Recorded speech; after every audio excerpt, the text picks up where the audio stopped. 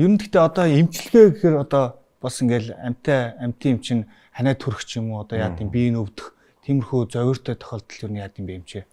Зовир бол мэдээж байгаа. Тэгээд хамгийн гол нь нөгөө орчин нөхцлөөс хамаарат идэг. Яг нөгөө энэ ярьсан жанангийн ярьсан тийм ээ. Орчин нь яг амьдрах таатай нөхцөлийг бүрдүүлээд өгчих юм бол амьтад маань нэг өдөр болго өвдөө тийм асуудал үүсээд байдаггүй боловч одоо ялангуяа Монголын нөхцөлд хуурай агаартай, хуурай сэрүүн агаартай нөхцөл яг зориултын орчныг нь бүрдүүлж өгөөг ус болоод өвчлөх тийм ичээлт нь удаан хугацаагаар үргэлжлэх, амьсгалын замын эмгээг үүсэх, зарим тохиолдолд хоолой идэхээ болгоч гэдэг юм уу дагаад эмгээгүүд бол гарах боломжтой байдаг. Тэгээ тэрийгээ дагаад бас хийгдэх эмчилгээнүүд бол байдаг. Гэхдээ яг нөгөө нэг экзотик амьтан дээр бол яг аюу гэдэг одоо түгээмэл нийтлэг эмчилгээ гэдэг юмнууд бол байдаггүй нэлээ наривчлсан эмчилгээ.